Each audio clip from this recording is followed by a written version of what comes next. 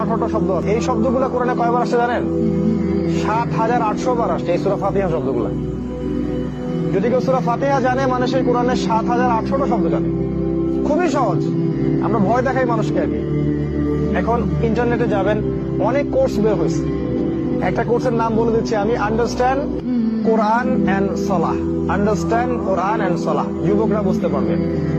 www.understandquranacademy.com visit করবা, দেখবা পুরো ক্লাসগুলো বের হয়ে আসবে।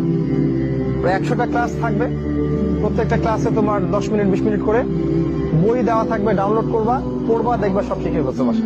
খুব সহজ। এখন এই যুগে অজুহাত দেওয়ার কোনো সুযোগ নাই, সব হাতের সামনে। এরকম এই কোর্সগুলো আমরা অনেক মাদ্রাসাতেও দিয়েছি।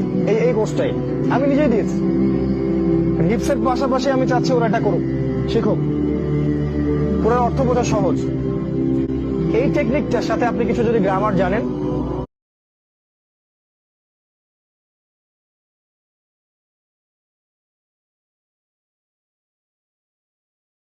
আরবি গ্রামার, ইসম কোনগুলা, বিশেষ্য কোনগুলা, ফেল কোনগুলা, ক্রিয়া কোনগুলা, হরফ কোনগুলা, এগুলো যদি জানেন, আপনি ইনশাআল্লাহ কোরআনের 70 থেকে 80% এমনি অনুবাদ করতে পারবেন ইনশাআল্লাহ। বাকি 20% কঠিন, সেটা আপনি পরে চিন্তা করেন, ওটা আগে মাথা ঘামানোর দরকার নাই, ওগুলো পরে চিন্তা করেন। কমন অনেক কিছু পাবেন, এই অর্থটা বোঝার চেষ্টা করেন। না হলে কি হবে জানেন? না হলে কোরআন আপনি ভিতর থেকে অনুভব করতে পারবেন না, কোরআনের শিক্ষা আপনি বাস্তবায়ন করতে পারবেন না। যেমন দেখেন, প্রত্যেক ফরজ নামাজে আমরা বলি গায়রিল মাগদুবি আলাইহিম ওয়ালাদ-দাল্লিন, বলি না? এই মাগদুব কারা? এই মাগদুব মানে ইহুদি জাতি। আর দল্লিন কারা? এই দল্লিন মানে খ্রিস্টান জাতি, নাসারা। এই আয়াতের অর্থ হচ্ছে, আল্লাহ আমাদেরকে মাগদুবদের উপর তুমি যে গজব দিয়েছো ওইটা আমাদেরকে দিও না, আর দল্লিন পথভ্রষ্টদের পথে আমাদেরকে পরিচালিত করো না। সাহাবীরা জিজ্ঞেস করলেন, ইয়া রাসূলুল্লাহ, মাগদুব কারা আর দল্লিন কারা?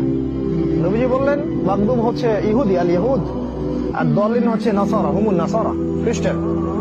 দেখেন, প্রত্যেক নামাজে আপনি আল্লাহর কাছে আশ্রয় চাচ্ছেন, আল্লাহ আমাকে ইহুদিদের পথ থেকে বাঁচান আর খ্রিস্টানদের পথ থেকে বাঁচান। এবার দেখেন, আপনার রাজনীতি কার পথে? রাজনীতির যে মতবাদগুলো, এটা কাদের সুন্নতে? ইসলামী খেলাফত চলে? কি চলে?